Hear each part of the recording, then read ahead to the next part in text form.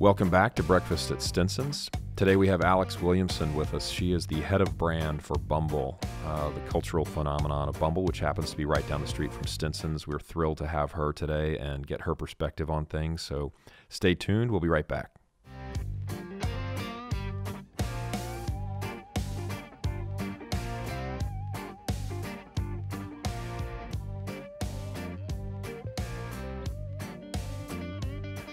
Welcome back to Breakfast at Stinson's. Today we have a very special guest, Alex Williamson from Bumble. So this is going to be an educational day for me. I'm very excited to have you. So thank you and welcome. I'm very excited to be here. It was a long haul down the street to come join you on this podcast. She's right down the street. But I think last time you were in London and LA and all this stuff. So we're going to get into your travel. I travel quite a bit. That was a nightmare, actually. My flight out of Berlin was canceled. Berlin. Yes. Very nice. So. Okay. And I guess I'm not allowed to ask how old you are, but what's it like, Berlin? Just real quick, I'm going to go back. But Berlin with the wall down and all that, because I grew up with the wall up, right? And I haven't been. It's really an interesting place. I think that it is culturally one of the most fascinating places that I've been. I think that their commitment to counterculture is really unique. It is a place that is a hub for all of the artists in Europe, and I like the fact that when you go there, people don't really care about who you are or what you have. It's more about what you're doing. And I just find Berlin to be one of the most inspiring places. That's awesome. Well, so I do read a lot of history, and Berlin in the 20s had a lot of that kind of the culture and the melting pot and everybody coming in. And then we all know what happened in the 30s. It was pretty ugly. So anyway, maybe recapturing some of that. So pretty heady stuff. For a girl from Alabama, right? So let's start there. Tell us a little bit about yourself. Who's 30 from Alabama, by the way. Okay, I didn't say that. I just yeah, a woman from Alabama. Yeah. So tell me about yourself. Tell me, you give us the kind of nutshell of. I mean, I'm sure we could talk for a long time, but I'd love to hear whatever you want to share about. Just generally education, growing up in Alabama, how you ended up. I know you went to SMU, which I love SMU. I grew up with the Pony Express. I don't know if you remember that. Oh, yeah. Eric Dickerson, Craig James, the best team money could buy. My dad was roommates with Craig James. Get out of here. Yeah. Very cool. So my gosh, I went to all those games. That's so wild. Yeah, my parents actually met at SMU, which is why my brothers and I all went to SMU. My granddad played football there. Oh, wow. We're a true Pony family. And yet you grew up in Alabama. We grew up in Alabama. So how did that happen? My dad is from Montgomery. My parents so I was born in Montgomery, and then I moved to Nashville, Tennessee, and went to grade school there, moved back to Birmingham. My dad was supposed to go back to Montgomery, and my mom was like, the furthest south I'm going is Birmingham. I'm not going back to Montgomery. Where is she from? No hate on Montgomery, by the way, but she is from Dallas, so she's a city girl, and she wanted to be somewhere, with more of a thriving city. So we ended up in Birmingham, and I graduated from high school there. And I mean, as you all can imagine, it was just a totally different experience. I think most of the people that I went to school with are now married, a lot of them to the same people that we all graduated high school with. Some of the most kind, lovely individuals, but I think that just wasn't my path. And I was so grateful to end up in Dallas, and then I've moved around quite a bit. I think Southerners are so kind. I think there's a lot of issues still there that personally I don't agree with. And so while I love the manners that I have, and you're very well mannered. Oh, thank you. I'm more of a hellraiser than anything, but I do it in a polite way. I'd like to think. Okay. But yeah, I love that part of my upbringing. I love that I have family there. But I'm never back there. Yeah. I still have the Alabama phone number though. Well, I think I mentioned we have, going back many generations, we've got family, and I couldn't even tell you all the places. Tuscaloosa, my sister went to school there, but I have very fond memories of going as a kid. And anyway, it's beautiful. My mom, actually, crazy story. My mom, I don't know if you even know this, but my mom was best friends with my wife's mom in elementary school. Okay. And kind of crazy how we met. There was no connection there. That's not actually how we met. That just turned out but that's another podcast. We can go back generations. My grandfather and her grandfather. Sweet. But they went on a trip to Alabama, and they had great time talking about other stuff. But one of the things that's come up as family lore is the kudzu. Do you know about the kudzu in Alabama? Am I the worst Alabamian? I don't know if you're Alabama. they probably got rid of it all, but we have in our family the kudzu principle, which really is just the idea of my mom talking about her youth going through Alabama, and it's like an ivy that grows everywhere. And so her recollection is that when she was like, oh my gosh, the kudzu is everywhere. And then she went back to Alabama. It was like, no, it was like, where's the kudzu? So anyway, in our family, the kudzu principle is something you build up in your mind. And then later you come back to it. It was kind of deflating or like, it's just like, I built it up, right? So much. And then I go back and there's no kudzu. I think I'm going to adopt the kudzu theory. Cool. I feel like I do that a lot. Yeah. You build something up in your mind and then. And you go back and oh my gosh, it's so awesome. Yeah. And you're like, anyway. So you went to SMU? You created a narrative that exactly, wasn't exactly what you thought it was. So yeah. SMU, you studied, did you go wanting to study film? No, actually. Well, I grew up, when I was in Nashville, I was like a child commercial actor. And when I was in high school, I ended up towards the end of high school, becoming part of the theater program. Finding out that I still had a passion and somewhat of a talent for theater and acting, and then I went to school and I had no idea what I was doing. When I found out that I could carry a tune and could act, it was too. Can you still carry a tune? I mean, I don't know. If you take me if we go karaokeing, maybe I can do something. I can only do Johnny Cash. Yeah, I can do Shania Twain. I can do June Carter. So we could do Jackson. Okay. All right. So but when I was in school, it was really too late to start auditioning for conservatories. I was surrounded by people who'd been training for years for that. And so I ended up my freshman year thinking about switching over and doing 5 years in school and doing the theater program. But I rushed instead, and I went through my mom was dying for me to rush because she was a Kappa at SMU, and that's all she wanted was for her daughter to be a Kappa at SMU. God bless her. And I ended up in the theater program through my mentor at the time, who was my mom's sorority sister, and oddly enough is now our CEO and founder's mother-in-law. Oh wow. Yeah, so she's Whitney Wolfe Herd. Her name's Kelly Herd, and she was the one who really introduced me to the film department. And that's when, before that, I thought I was going to leave SMU. I was always like a little more artsy than sorority type. I was like the artsy girl in the sorority. That probably made you very cool, though. Yeah, I was would dye my hair black on a whim and wear ripped jeans, and everybody else was wearing Lily Pulitzer and pearls. And right. She's the edgy Kappa. Yeah, she literally would be like pulled out of the kitchen to talk to the other edgy girls. Yeah. And so I ended up rushing, and that was great, but I got into the film department, and that was when I really developed a passion for content creation and found my home at SMU. Awesome. I want to come back. We'll talk about the content creation because I know that's a huge part of what you do now. But I want to backtrack a little bit to Nashville. Did you ever? Did you ever have any fun experiences as a child actor with the country music? Absolutely. Give us a. So for starters, I was in a music video with a man named David Lee Murphy. Okay. And ended up becoming good friends with his son when I went to SMU. We were the same year, which was just ironic. But Alan Jackson, I was in. Oh my gosh. His music video. My younger brother and I were in the music video Little Bitty with him. Oh my gosh. I was just. I'm serious. I was just commenting.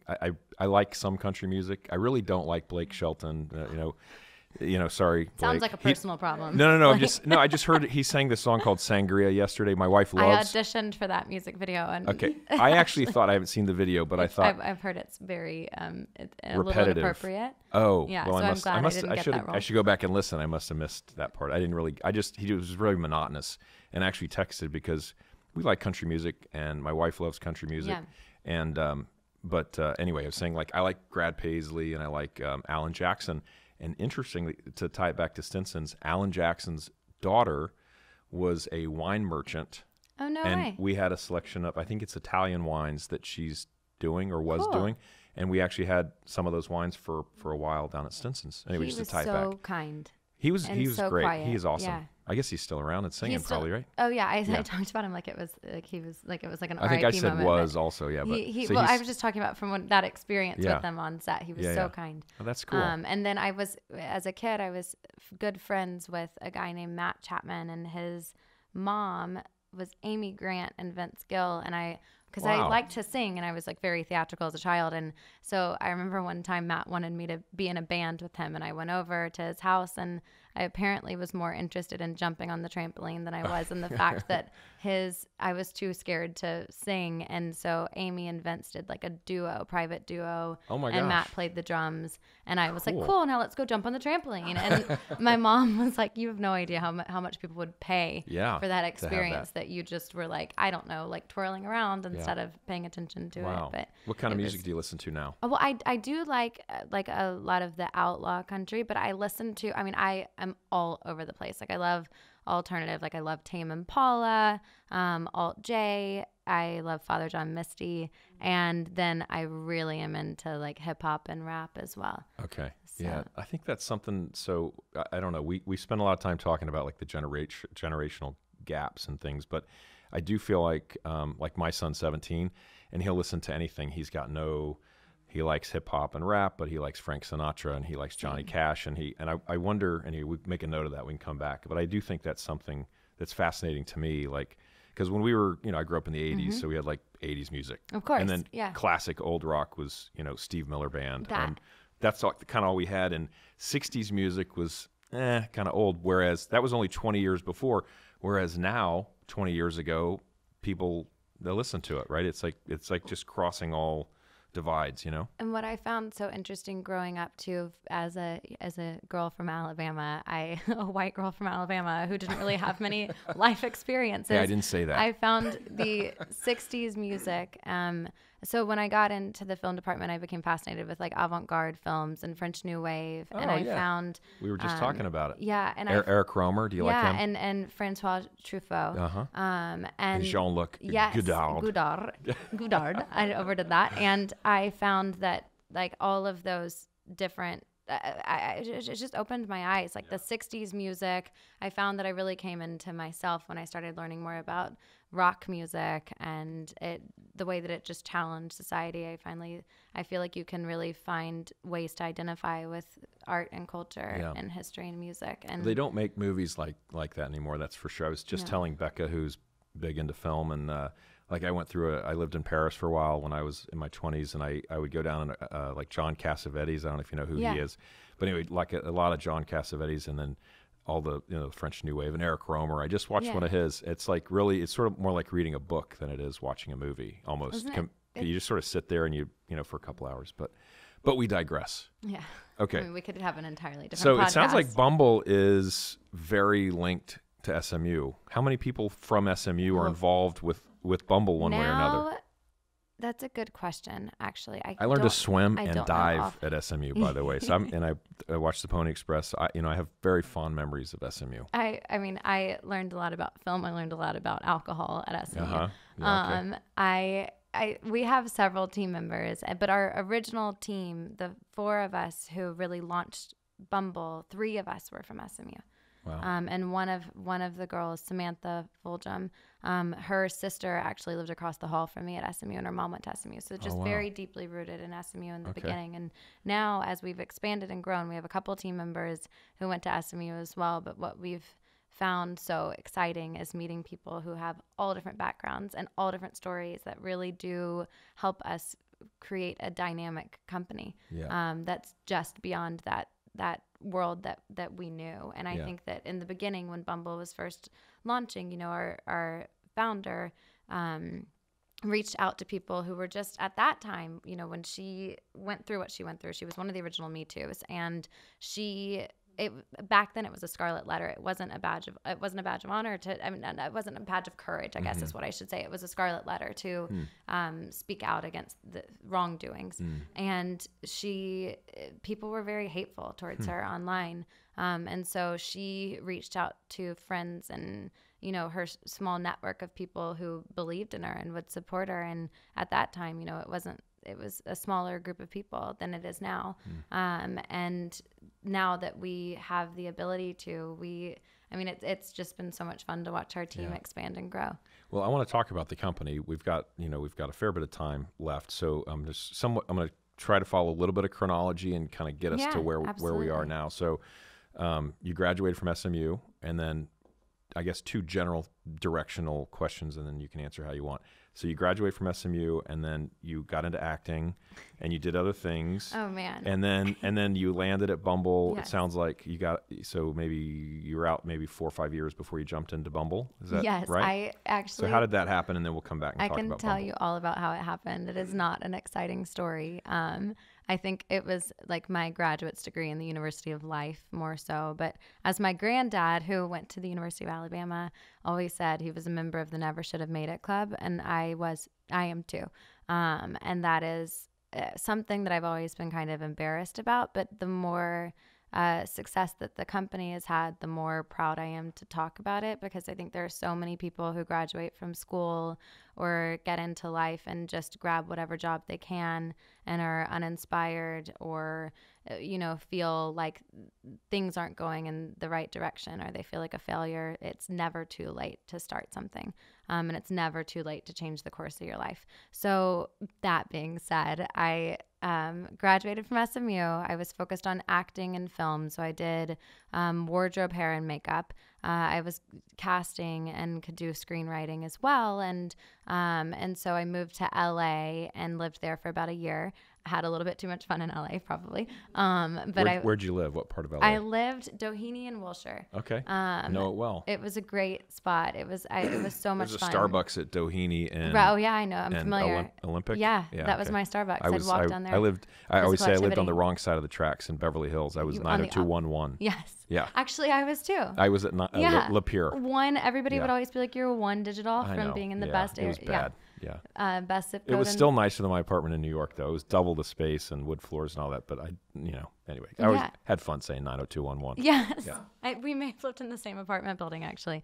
But so I loved that experience, and I met a lot of people. I was studying acting. I studied at the Margie Haber Studios, and she was phenomenal. She was the reason I moved there. It was a woman from her team, actually. Her name was Eden Bernardi, and she passed away recently. But I then went and visited my parents in Beaver Creek, Colorado, and I don't know why I'm telling this story, but I fell in love and on a whim moved, left LA and moved there with a guy from Vail. And then about 10 months later, my mom was diagnosed with triple negative breast cancer. I was home with her when she was diagnosed. My dad was hunting in Alabama, and my mom and I were in the doctor's office when she got that report back. And I decided to move home and be with my mom through treatment. And so at that point... And is this Birmingham? This was Dallas. They were actually in Dallas. Okay. They've moved around quite a bit. Not military, just move quite a bit. They're adventure seekers, I guess.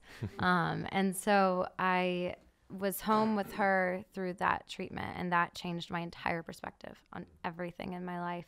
I think before that I'd been a pretty privileged person who had never really faced any sort of challenges at all, and watching somebody that you love face mortality and seeing that experience. And I think I learned a lot in that. I learned a lot about kindness. I learned a lot about how tough my mom was, and I think she learned that too. But there was a moment actually that changed my life forever. She went through her double mastectomy. It was like a 9-hour surgery. She was right on the cusp of needing a blood transfusion because you typically do when you have a double mastectomy.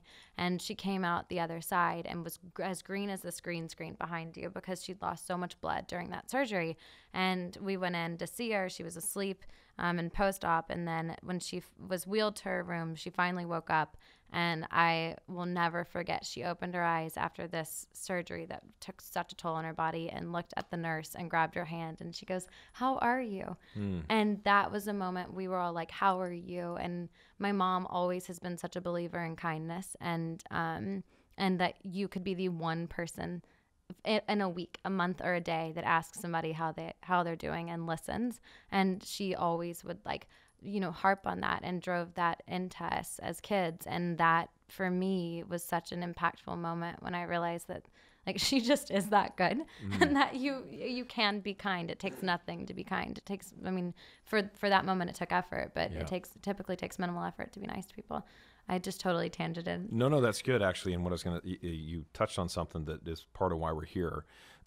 not to get into meaning of life necessarily or anything, but the premise of the podcast really is kind of reconciling this life as vapors concept against how we make decisions and our search for meaning while we're here. Favorite topic. Well, there you go. So you mentioned mortality. So, hey, for the record, she brought it in, mortality. Yeah. And so the question is like I love when this you're conversation. that sounds morbid, but it's not. No, it's actually the most freeing thing in the world. Well, it goes by death and taxes, right? These are the two things we know we can count on. So, and so again, it's not about necessarily. I mean, you can talk about whatever you want, but it's very relevant because the Cicero wrote a book called this is what got me thinking, and Becca knows all about this, but on a well-spent life. And so this was a very popular book. Benjamin Franklin wrote an introduction to it.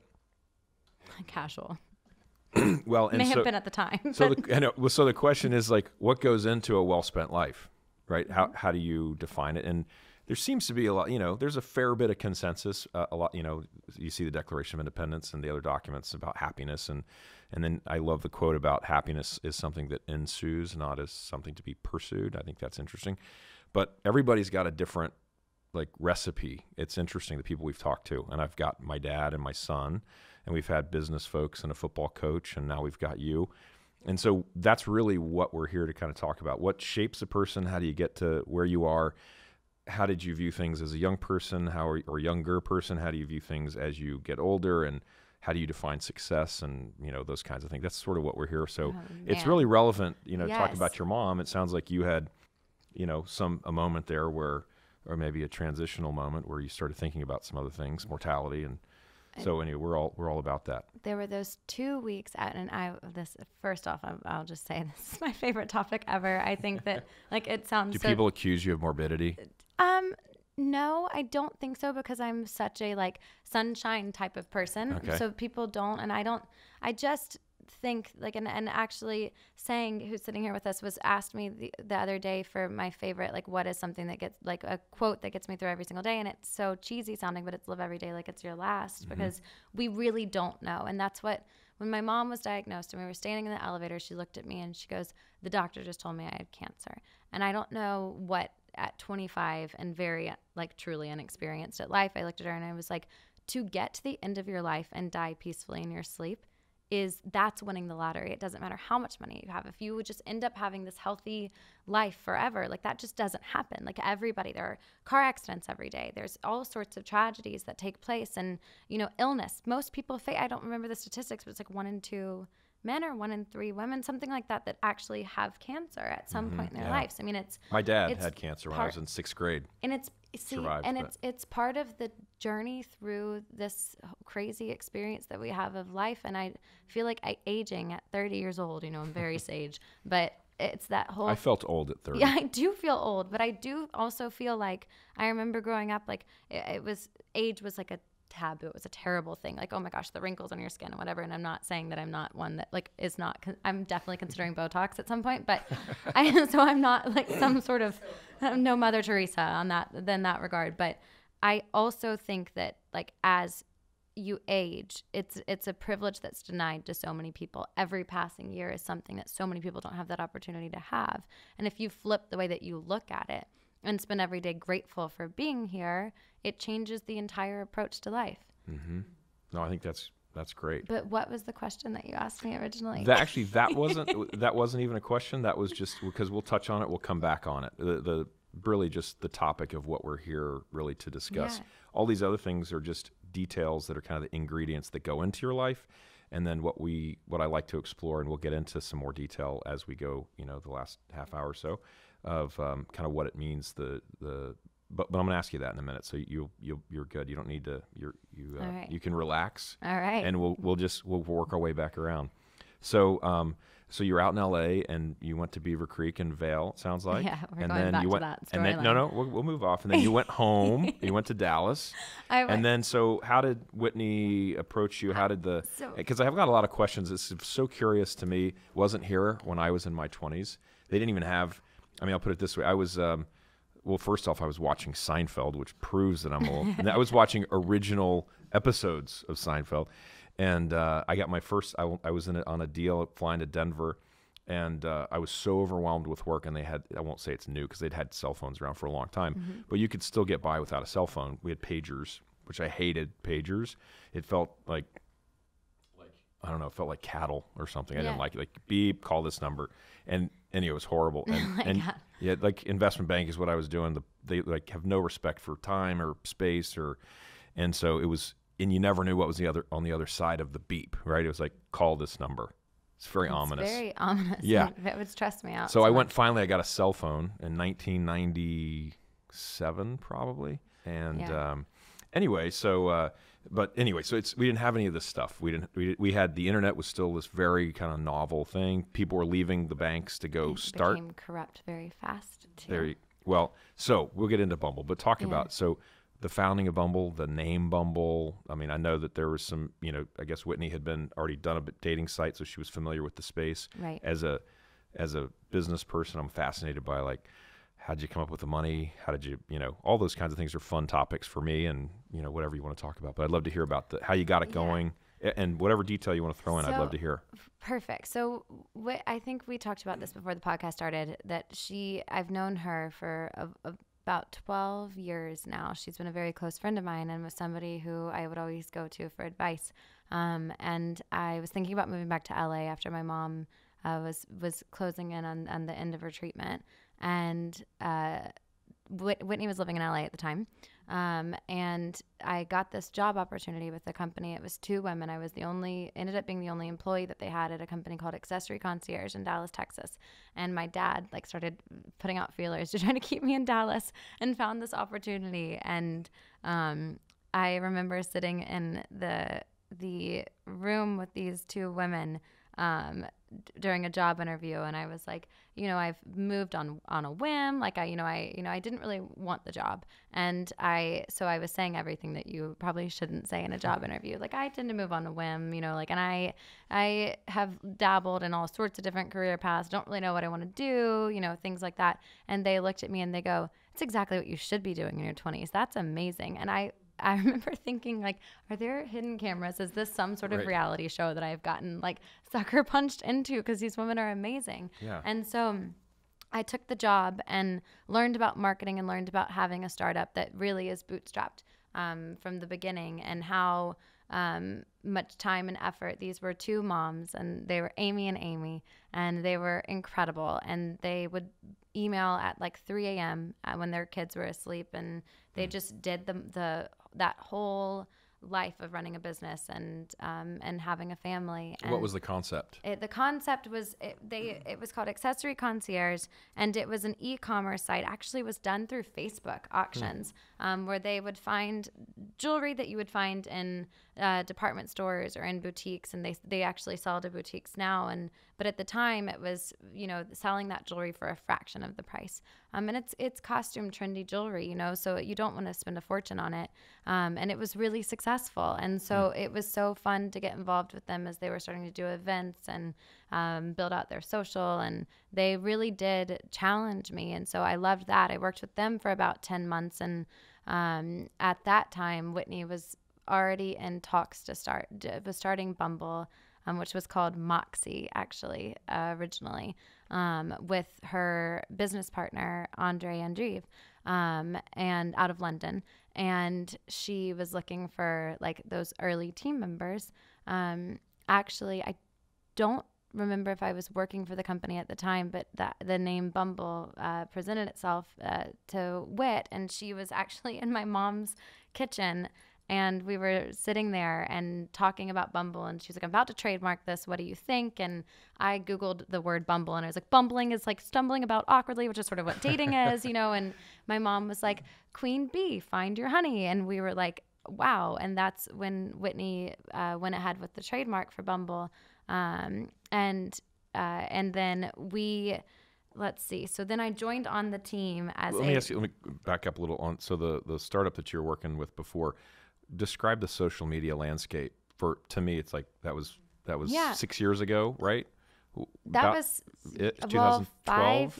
4 years. 4 years. 4 or okay. 5. So what was it like back then? Because I think today Snapchat, Instagram, all that stuff. What was it like 4 or 5 years ago? Honestly, I think it was like right before anybody was doing much marketing on Snapchat. It was Instagram. Instagram was just starting to become a thing, and they were just starting to do sales on Instagram. But it was mainly through Facebook. Soldsy was what they were using at the time. And then it was, influencer marketing, getting bloggers to post in the jewelry, collabs like that, and doing collabs with like Bachelor stars. A Bachelor star named Ashley Frazier did a collab with us, and she was lovely. So, I mean, it was that type of marketing that we were doing. And then Whitney hired me as a 3-month contract employee to launch Bumble Dallas. So it was going to be something that I just helped get it off the ground there, host some events and then do whatever after that. And within 3 weeks, I started running the social and helping with the college marketing and doing all the copy, like the brand copy. And what was the runway from the inception to, oh my gosh, the inception of Bumble was in the summer of 2014, and we launched December 1st. So I just actually found screenshots of the very first matches on Bumble. It was me, Whitney, and Caroline matching with each other. So excited about it. And so that we launched December 1st. I started with the company October 1st. And at that time, we were recruiting young college ambassadors who had no idea what Bumble was. They just knew it was an app. They didn't know the name. What was the pitch for that? We have an app that we'd like you to help us market on your campus. We can't tell you the name. We can't tell you who's behind it, but we can tell you it's going to be great. And then after that, I was doing all this social that was like, and I had no background in any sort of design. And so I was using little apps on my phone. It was like Bumble, the buzz is coming soon. We're about to sting, like things like that, and getting my friends and everybody around me to post social posts. And I mean, would you consider it, was it a guerrilla effort? It was totally like guerrilla. Yeah, okay. At that point, we had such a small budget.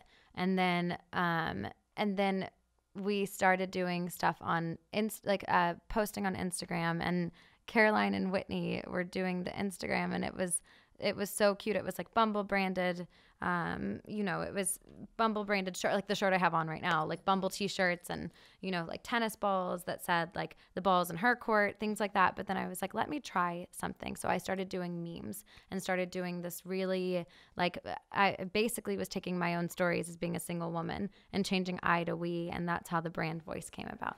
And it became an Instagram that took off and gained a lot of followers. Because it was relatable dating content, and it was from a female's perspective. So was that from the get-go? I mean, and you should talk about, because January, some listeners might not know what Bumble is at all, right? So out there. Hello. You don't know Bumble. So maybe two things. What is Bumble would be the first question. Of course. Okay. And kind of your the direction and how you I've read up, so I know a little bit, but I'd rather you, because I would not do it well, I'm sure. And then the second question is, what was it for? Like, how has it evolved? So it's the more you're in, the clearer it seems, probably, like a lot of businesses. You've got, this is who we are, probably some trial and error and all that, versus who were you when you were in the kitchen trying to figure out, okay, what's our message? It's been a very clear message from the beginning, actually. So Whitney wanted to fix what she found broken in dating. And what she saw was a lot of the times women give their power away very, very quickly. And we're talking about heterosexual relationships here. Women give their power away almost immediately to men. And in dating, when Whit was in college, she always wanted to make the first move. She always wanted to text first after a date. And I was one of the friends who was like, you can't do that. It seems desperate. It seems crazy. You can't, like, society says you can't do that. And so she wanted to change that, which is how the concept of Bumble came about, for a woman to make the first move. And so that is what Bumble started as. It was a dating app made by women, for where women make the first move within 24 hours or the match expires. And then it became something where the men had to reply within 24 hours and the match expires. And what takes place online, also in real life, I mean, there is so much hate and contempt that is built through rejection. And when men were having to constantly make the first move with women, if you look, if you can go look at websites like By Philippe and see it goes from a man saying, "Hi, how are you? Can we get together?" And if a woman is, God forbid, busy, like doesn't have time to respond, or maybe she just has a lot of people who are messaging her and doesn't want to respond, it immediately turns into hateful, mean messages that are like, "I didn't even want to match with you anyway. I don't find you attractive." Just horrible. And I'm being very PC when I say that. Like, horrible messages. And we didn't want Bumble to feel like that. We wanted it to feel like a place where, people have to be kind to each other. You're held accountable for your actions. And we were women who wanted to create a platform for women to, like our friends, to use to date. Question. Answer. What do you think that's, and not, this doesn't have to be a psychology session. What does that say about, what do you think that says about men? I mean, like, if that's what the data shows, right? I'm sure there are exceptions to the rule. Do you think that's a human thing, or you think it's a man thing? Like, where you're talking about they ask the woman out, then it doesn't go well, and then it turns into kind of this hateful stuff. And maybe this is too sensitive to even touch on, but I'm curious, like, what do we think? What do we think about what this says? Do you think it's a man thing? Do you think it's a human thing? Like, we just aren't good at rejection? I mean, nobody wants to be rejected, but I think, and I'll be very honest here about my opinion on that. I think it is so deeply rooted in misogyny. I think that whether or not you can be a nice guy or a good person and still have been raised in this misogynist society that we live in, where you feel entitled to a response from a woman, or you feel like a woman is lesser than, therefore you can, I mean, it's like, it goes back to marriage. Hundreds of years ago, women were sold, by their fathers in exchange for cattle or whatever, whatever it was. I mean, that whole concept, it is very archaic. And I think that it's so deeply ingrained in all of us. It's like we all follow this whole narrative of who we're supposed to be or how we're supposed to interact with each other. And we're just trying to change that. Like, our entire overall vision for Bumble is to end misogyny. Wow. And create equality through that. But it's so, I mean, I think that it takes so much education and self-reflection because so many people in this day, I think that we are living in a time where, I mean, we've just had Me Too and Time's Up, which has been incredible. But I think that all of that goes back to that same feeling. It's how dare you not want to be with me? Like, what's wrong? It's like that. And also that rejection. I think that there's a lot of pride to that. I think it also is a lot of insecurity and ego, and probably a lot of beta men who are having to be alpha when they aren't. Meaning, like, if you are someone who is not comfortable making a first move, or going after, having to be assertive in dating, that all already puts you on edge. And then you combat that with the rejection of something that was uncomfortably awkward for you anyway. And I think that a lot of it, like that rejection, just breeds hate and just mean, unkind behavior. And so when you flip the script and you have women make the first move, or, when you put women in control and give them that choice, men soften. And we saw that immediately. Everybody was like, men aren't going to want to use this platform. Women aren't going to make the first move. This isn't going to take off. This is just like a little gig that you all are doing. But at the end of the day, what we found was an enormous amount of support from men, because there are a lot of good guys who just are not, assertive. It's not comfortable for them, or they're burned out from having to go after things. Or maybe it's like this unsure feeling of, is she interested? Do I make a move? Does that make me a predator? There's all this stuff where good guys just end up getting a bad rap. And I think that's what was nice about Bumble in the beginning, is it created a safe space for everybody to interact. Women can go explore going after what they want. Men can sit back and let a woman take the driver's seat. For once, which society didn't let people do at the time. You make the distinction between like an alpha male and a beta male, and excuse me, because it's cedar. Is it cedar season? Cedar fever. One of the joys of Austin. It's a perk of living here. So you just kind of make me think about this. Is Bumble a in your mind like a complementary dating service, right? Complementary to others or do you think that it's something that is a solver for maybe the whole thing and they're the alphas and the betas and everybody can kind of get along in the Bumble universe? Or do you view Bumble as, hey, this is going to be helpful for guys who maybe don't fit the model or women who don't fit? Everybody. I think that what we really are trying to change is the way that people treat each other. And it's what I was saying. The internet became very corrupt, very fast. I wanted to hear Nobody about that, was policing it. Nobody was saying this is how you should treat each other. There's no rule book to the internet. It came about, and all of a sudden, chat rooms were turning grotesque, and you're talking, porn, which to each their own. But I mean, that's just like the way of the world, right? It amplifies everything that's taking place offline is what is taking place online, and so. Well, and probably online, it's even, it's magnified. Right, exactly, because there's this notion of anonymity and all that, right? So you're hiding behind a screen. Therefore, I always liken it to driving in your car. Being stuck in traffic, someone cuts you off. You're safe behind the four walls of your car and the glass. Therefore, you can say whatever you want, and all of a sudden, this like id-centric being that you would never want anybody to see comes out, right? And I think that's what happens when you're hiding behind the screen of a phone. And so we wanted to hold people accountable for their actions. It's like you have to treat people the way that you would be expected to treat people in this room. So with that in mind, we banned, and I'll get into more about what Bumble's become now, but with that in mind, as a dating platform, we banned shirtless bathroom mirror selfies. We banned hate speech. Okay, that's so funny because I'm sitting here thinking that's a category? Oh, shirtless bathroom mirror selfies? Shirtless, look how that just rolls off her tongue. All the rage Shirtless online. Bathroom mirror selfies. Okay. Wait, shirtless bathroom mirror selfies. I know. Take it in. Okay. This is something that you're going to want to talk to your sons about because nobody wants to see shirtless bathroom mirror selfies. I'm still kind of grappling with the notion of selfie generally. Yeah. But anyway, I know it's part of everything, right? Selfies, okay. Would recommend no car selfies because that's just boring. But and dangerous, probably. And dangerous, right? Unless you're stuck in traffic, don't selfie getting and in drive. touch with your id. Yes, right. Exactly. And then we banned hate speech. We worked with the ADL to ban hate speech on our platform. We were attacked by the alt-right, actually, for being women running a platform. And in that moment... What is that? Like, really? Like how? Yeah, really. Like death threats. Oh my gosh.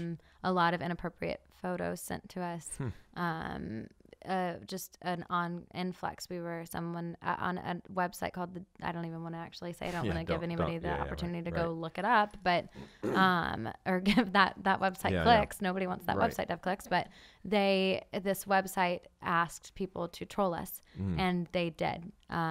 These misogynist men did, and that was a moment when we realized that if people were talking to us that way, there was a risk that people could talk that way to our users, and we would never want that to take place. So we worked with the ADL, and we came up with a comprehensive list of what we would consider hate speech and misogynist speech.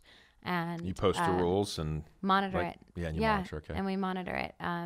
We also publicly ban people. We about 2.5 years ago, 2 years ago, I can't remember the exact time frame on that, but put up a letter to a guy named Connor who was so inappropriate with one of our female users and showed that this is not the type of behavior that we tolerate on our platform. And what took place after that, it went viral.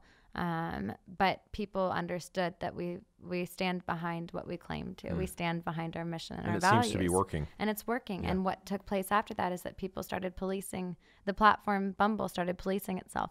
People report inappropriate behavior, and it's become this place where there are articles online that are like, for some reason I'm nicer on Bumble than I am on other platforms. And it's like, that's what we're trying to do. We're trying to like having the hall monitor. Make you rethink. If you have people watching, hey, we talk about it all the time. You're sitting with the hall monitor. Yeah, okay. Well, you put the light on, right? People behave. Yes. Most of the time. It's true. Flip on the ugly lights in the bar, and there's been a crazy scene taking place. And if the ugly nights in a nightclub, they come on at 2 a.m. and everybody's looking around at what they're doing. And I haven't seen the lights come on in a bar at 2 a.m. in a while, but that's just because of where I am. I actually, I thought about that during Me Too and Time's Up. I thought about all of this being a nightclub, and all of a sudden the lights coming on, and for everything that people were getting away with. It's like all that when you shine a light on it, Right. you're like, what are you doing? What am I doing? Like, what is going on? And all this behavior that we were just letting slide now, it's not okay anymore. And that's what we're trying to change with Bumble. So we moved beyond just dating. In March 2016, we launched Bumble BFF. And that was for friend finding. Bumble for friends is actually what BFF stands for us. Okay. And it was a way for women to connect with women, men to connect with men. We facilitate friendships, and it's been super successful for us. And then in October of last year, 2017, we launched Bumble Biz. And on Bumble Biz, women have to make the first move if they match with men as well. We wanted to eliminate the gray area that exists in professional networking that haunts so many women. Every woman has a story about a time that she thought that she was going for a coffee or a happy hour drink to talk about work, and it turned into an uncomfortable date that she didn't agree to. And that's something that we're trying to change, that ulterior motives that exist. We want all intentions to be set on our platform. And you can actually, on Bumble now, you can remove date from your platform. So if you're married in a relationship or just doing you and not wanting to date, happy being single, you can delete date from the platform, and it's time stamped. So it says the last time that was activated on your account, and you just have Bumble Biz and Bumble BFF. So we really are an introductions platform now. Got it. Oh, interesting. So in the LinkedIn universe and all that kind of stuff, is that?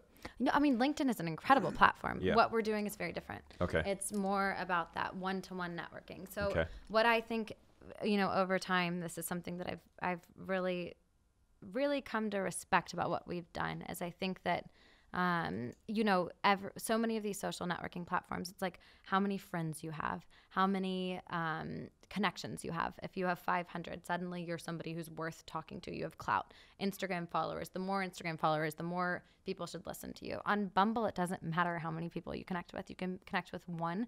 You can connect with 300. It doesn't matter. All that matters is that you have those few connections that actually change your life. And that was what we went out with for Bumble Biz, was the one connection. Because for me, mine was Whitney. I would have never, ever thought that I would end up helping brand a company. But you never know who's going to help you find the things and the potential in yourself that you didn't know you have. Yeah. Wow. Yeah. You didn't think you'd be doing this. Where did you think you'd be? I thought I would be casting or doing something on film sets. Got it. Yeah. Wow. But I ended up doing all the content for Bumble. I mean, from up until about a year ago, I was doing all of our content and all of the social, and I was able to take that love of content creation and copy and coming up with characters and put that into Bumble. So stage mom it. What Really. is the growth has been phenomenal, right? We're past 37 million users. Oh my gosh. Yes. Now, how many of those are men, women? How It's do you? a pretty even split, Okay. and which is unheard of on dating platforms. It's usually skews heavily male. Yeah. Golly. Yeah. And so 5-10 years from now, do you think you'll still be doing Bumble, or what do you think you'll be doing? If Bumble will still have me. Yeah, right. I would love to still Good. be doing Bumble. Yeah. I truly feel, I feel like I'm a very, it's not lost on me how lucky I am. At 20, how old was I? 26 when we first launched this, and to be able to find something that I'm fiery passionate about, that I get to go into the office every day and it doesn't feel like work. It feels like a true mission that I'm a part of.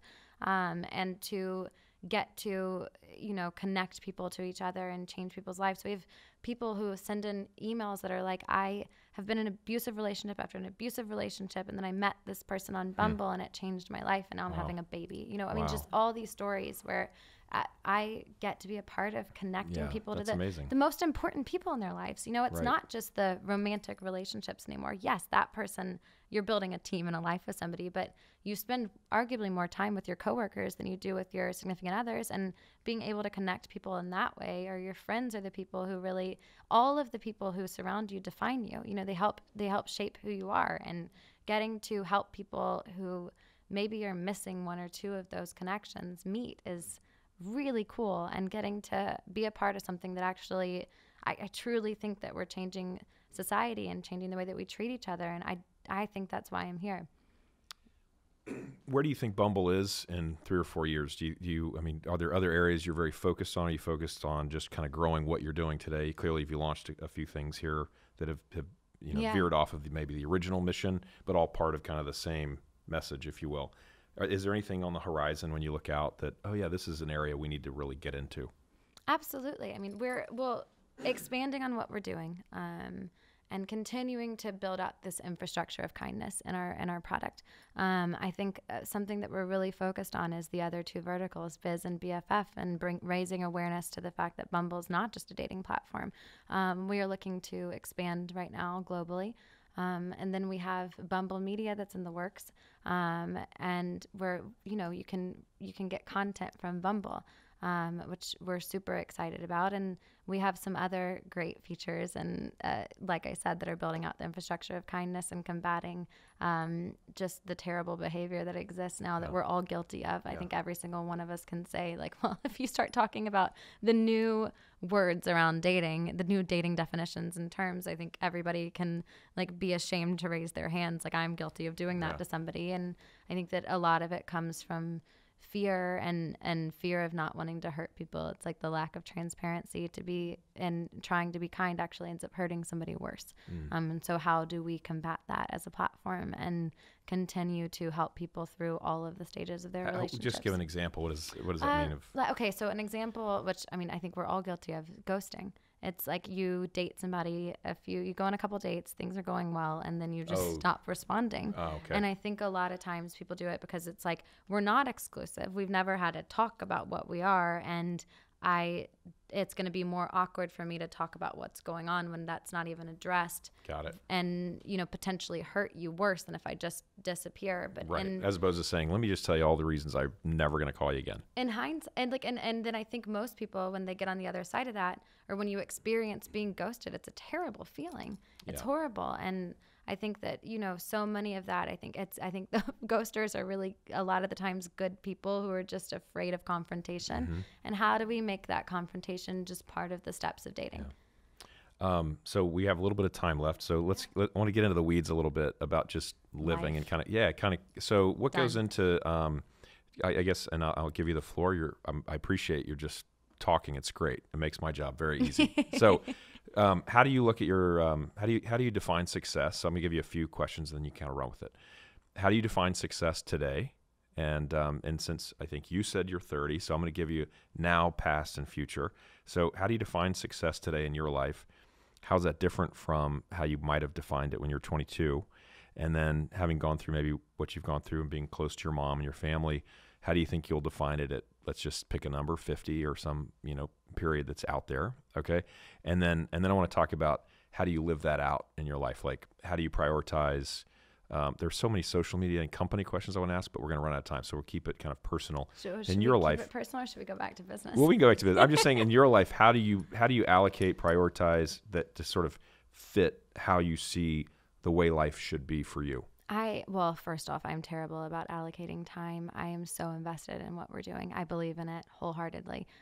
So it's the first thing I do think about in the mornings and the last thing I think about when I go to sleep.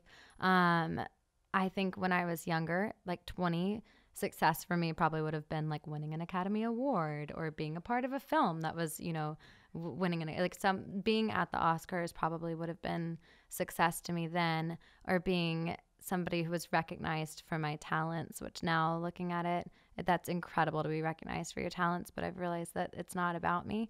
And I am so grateful that I get to be a part of a company that. Well, I would argue that you've been recognized for your talents. I'm just sitting here with you right now. I mean, but to your point, maybe you've been recognized for your talents in the context of a relationship, right, with your friends.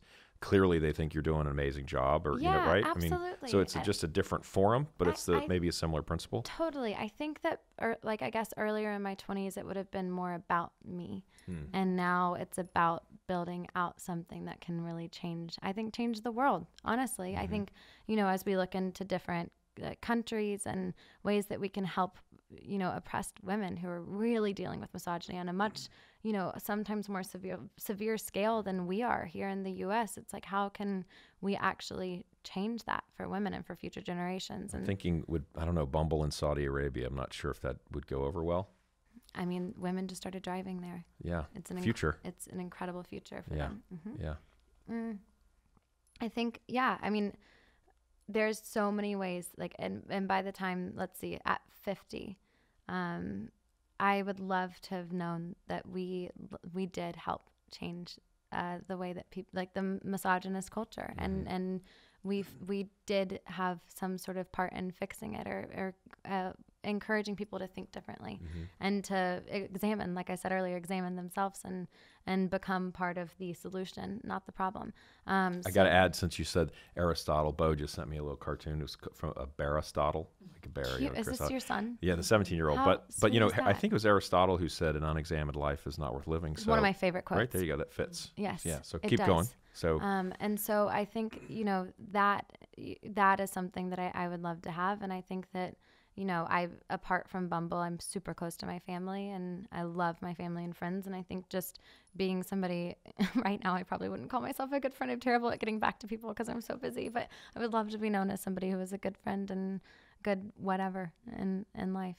I just want to be somebody who, when it's over for me, when this, whatever, if this is the one life that we have or next life, so I just want to be somebody who made people feel better about themselves and help people fall in love with themselves. Well, what are your mom and dad like? My parents are the best. Yeah. They are. I got a little, by the way, I think, like you said earlier, and we just mentioned, I think everybody I know has certainly been touched by cancer. Yeah. My dad, my aunt, anyway. So that's something we've talked a little bit about your mom. And I read there was an interview or something about that was interesting, and you offered a little insight about her. I didn't hear about your dad in that, other than, which did strike me. You said that here this person and is dealing with this with the love of his life, right? So that's obviously speaks about their relationship. But in the last few minutes, I do want to come back because I've got 3 boys, and so I'm curious. I want to ask you a couple questions, but just tell me about your parents. Being part of my mom going through treatment and sitting next to my dad through a lot of those treatments, I saw how much, like, the love of your life can impact you. And watching somebody be a caregiver it's almost as challenging as going through the actual treatment and the actual fight. My mom is, so my dad is that, I think my sense of humor comes from him. And a lot of that has been, helped with the voice of Bumble. My dad is a very hilarious person. My parents were always very open-minded. It was the house that people could come to if they had something they were scared to talk to their parents about. My parents never judged, which I think has always been, my parents sometimes like, you tell us too much, like, we don't need to know that much about your life. But I think that freedom to express myself and be who I was without judgment, really helped me find myself. And I was really lucky to be able to find myself in a space that I feel like no matter what, like, I'd be invited into the house, and a lot of people that I know don't have that same experience, and I'm so appreciative to them for that. My mom is a fashion blogger and very successful. She's actually in this month's Red Book, if you want to go pick it up. What's her blog? She's a 2-page spread. Her blog is the Middle Page Blog, and instead of the middle page. Right. Blogging at, she'll kill me for saying this, she just turned 58, and very young, still very young. Yeah, and she blogs about fashion, and she blogs about cancer, and she blogs about living. And when she started that blog 3 months before she was diagnosed, and she decided that she was going to blog about that experience and help women continue to feel like themselves and continue to feel beautiful and confident through cancer. And her willingness to be vulnerable and raw, I think, really helped her become somebody who was influential for people who are going through trials. So that has been so beautiful to watch with my mom, and watch her in her 50s start a career, and build out a career. That's what I mean. You're never too old to go after your dreams. Is there room still for a man to make the first move, you think? Absolutely. What's the proper context in your opinion? I think the proper context, in my opinion, is to always ask period. Like, as a man, that seems kind of basic. the easiest thing you can do. If you're into somebody, ask. If you're wanting to progress in it, ask. If you're wanting to go home with somebody, ask. Don't assume that anything is acceptable. It's an open, honest communication. Like, it's a cycle of communication that has to take place. And I think that all of that comes down to respect. And I think that dating is hard enough, and there are so many blurry gray lines anyway. Define them by asking questions. And I think that sort of like radical candor can help build out healthy relationships. I think you want to talk on your sons. I bought a t-shirt yesterday that says "Let Boys Cry." There you go. Well, so I bet you, well, I want to hear you say, if let's just say you had 3 boys, what would be the key, maybe 1, 2, or 3 things you would want them to know growing up from what would you want to sort of inculcate into them as they get on in their lives? I should not be giving parenting advice since I'm not a mother, and I respect so many women who are, so many parents. I do have a nephew. I think my first thing would be, whoever you are is okay.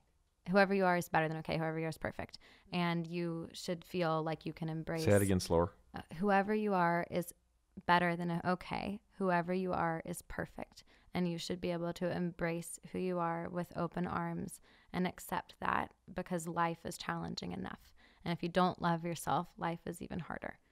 I would make sure that my sons constantly felt loved, appreciated, and accepted for who they are. This is also coming from somebody who doesn't have sons, by the way. So sounds great. I would, just what I said earlier, I bought a t-shirt for myself, and I actually bought one for my sister-in-law that says "Let Boys Cry." And I think that there is so much pent-up vulnerability in men, because it makes men seem weak. And I think that a lot of that causes a lot of the conflict and a lot of the internal turmoil that exists with men that causes aggression, is that inability to be in touch with your more sensitive side and feeling like that's not okay and that's a fault on you. And I think that as society, we can encourage men to be more okay with having feelings. They're totally normal, and you're totally entitled to feel everything that you feel. What is it? You should laugh, cry, and every single day. What is that quote? Yeah, another quote's coming to mind, which is I've used a few times. Unfortunately, he wasn't exactly a role model of sensitivity, but LBJ apparently, and I don't know if this is apocryphal or not, but he said, "A man ain't worth a damn if he can't cry when he wants to." Pretty good. It's really good. You can put that on the back of your shirt. Yeah, I could put that on the back. But just you might want to put LBJ in really small letters. Yeah. He had some other issues, but anyway, that's neither here nor there. How great would that be if people were, if we lived in a society where women can be tough, they don't have to be, delicate if they aren't, and men can cry if they want to, and that doesn't make you any less of a man or a woman, and it doesn't make you any, whatever your sexuality is okay too. I mean, it doesn't define. It makes me so furious when a man who's sensitive is called gay or what. I mean, there's nothing wrong with being gay anyway. So like, what our society is so nasty to each other. I think if people will ask, let up. So where does Thor fit in, right? I mean, I think people are going to say, I'm joking, but Thor. No, I haven't either actually. But no. Hey, I'm a man. I think I've dated by the way, Thor, I'm the though. only. Yeah, no, I think he was actually at least the movie version of him. I think he's a pretty nice, sensitive guy. No, I'm the only male in the room, and I think people would ask the question, and I think you already touched on it, which is everybody's different. Yeah. Right? Everybody's got their own thing. So I mean, I could probably answer it, but I don't want to answer for you. A superhero guy, right? I mean, what's the perfect? I mean, is it just being who you are? And if you're like 6'4" and you are, you're a Navy SEAL or whatever. It's that you are who you are. Is that what do you? You are. Where do they fit? I think you are. Yeah, I mean, everybody is who they are, right? And I think that what I would encourage somebody who's 6'4" and the manliest man in the world is to stick up for people who are weaker and can't stand up for themselves. I love and that. To constantly be looking out for somebody who doesn't have your same strengths. Mm-hmm. And because I don't think that that's anything that's anti-feminist. I actually think that helping each other with our strengths and weaknesses, it's all part of coming together through kindness. So that's what I would say. Third thing would be a lot about women. I think it would be not being afraid of a strong woman. And because I think so oftentimes men are encouraged that there's something, wrong with strong women, when actually you want somebody who's going to challenge you to be the best version of yourself. All women are strong women, by the way. And so there's that isn't to isolate any woman. Every woman is strong, and being sensitive and who you are is a strength in and of itself. I think I would encourage that no means no. And I think that a woman is not yours. She's to be cherished, but she's not yours ever. So even when you're married, treating somebody treasuring somebody without acting like they're a treasure is what I would encourage for sons.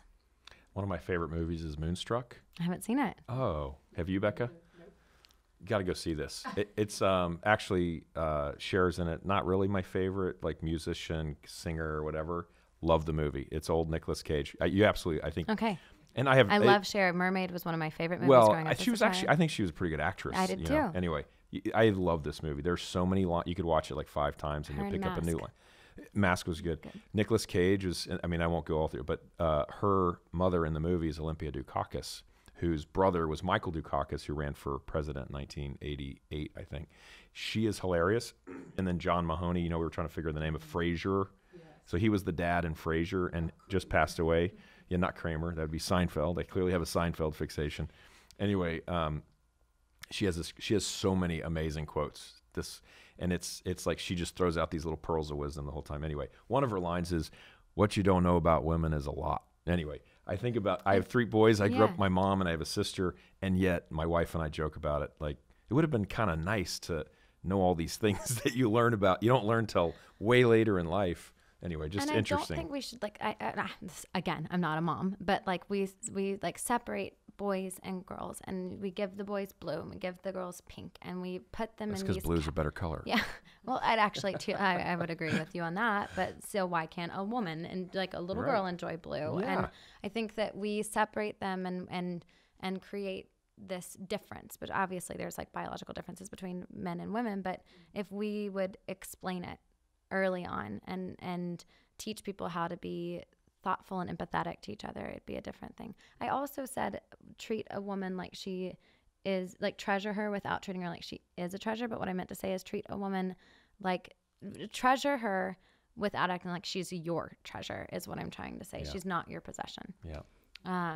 But anyway, I think that if we can just encourage empathy in young children early on, I think it would solve a lot of problems. All right, we're going to end on this one. It's kind of a random thing to end on, but I always ask everybody, how much sleep do you get a night? And generally, I know you just said when you came in, you've been up since more or less 1 o'clock this morning, so it may not be, it sounds like not a fixed schedule, but how much sleep do you get? What's ideal? And if you did have sort of ideal going to bed, waking up, what's that look like? If I had ideal, I'm not somebody who takes care of myself very well, but if it were ideal, I would be in bed at 10 and wake up at 6 and work out before work. That has never happened once in my life, by the way. Right. So I'm not. It's an aspirational dream of mine. Maybe 2019. Yeah. No, but that's interesting. So you aspire to be, is that because you feel like, 8 hours would be optimal? 8 hours would be optimal to me, 8 or 9. I'm somebody who likes a lot of sleep. Okay. I probably average 6. Mm-hmm. Although I heard that most presidents get 4 to 5. So I think there's a lot of lying that goes on. Yeah. I think there is a lot of lying. There is. You think? I do. Really? Lying in politics. Yeah, ask Becca. We always right. I like that. Very nice touch. And are you a planner? Do you have goals? Hey. I think I got the gist from our conversation, but it's so interesting. We had a blues musician who came in, and he's like, my plan, I just hoping I have a good day, right? And then you have other folks who are like, well, yeah, I got a 5-year plan. One friend said, well, the most impulsive thing I ever did was jump on a plane with my wife and come see Seinfeld in Austin. But anyway, are you a 5-year plan person, or are you a 1 month or a 1 day, or hey, this is what I'm doing, I'm just going to pour myself into it? I think I would probably I'm one of the more spontaneous people that I've ever met. So not a planner, and I am so bad at my schedule, and that's just not a strength of mine. Because I do kind of I do have this very like whimsical side of me that just likes to go about things the way that they are. Whitney actually said to me recently, Whitney, Bumble's founder, she said, and I've heard this before, but I loved it when she reminded me of it. If you want to make God laugh, show him your plans. And I think I really believed, and it was the Southern woman in me, the white Southern woman in me that thought that I had to be married with my life figured out by 30 or something would be wrong with me. And I am now turning 31 and divorced, and I'm learning that life is just not what you ever expect it to be, but it can be so much sweeter if you are open to life going in whatever direction it does, and just being grateful to be here. All right. We'll end on that. Okay. Great to have you. It's Thank great you. to be here. Thanks yeah, for that was having fun. me. Thank you for tuning in today. Breakfast at Stinson's. We were very happy to have you. Next week, we'll be back with another great guest. So please join us. In the meantime, come visit us at Stinson's. We're at 45th and Burnett Road. Come have a taco, a coffee, or a cocktail. Look forward to seeing you. Thanks.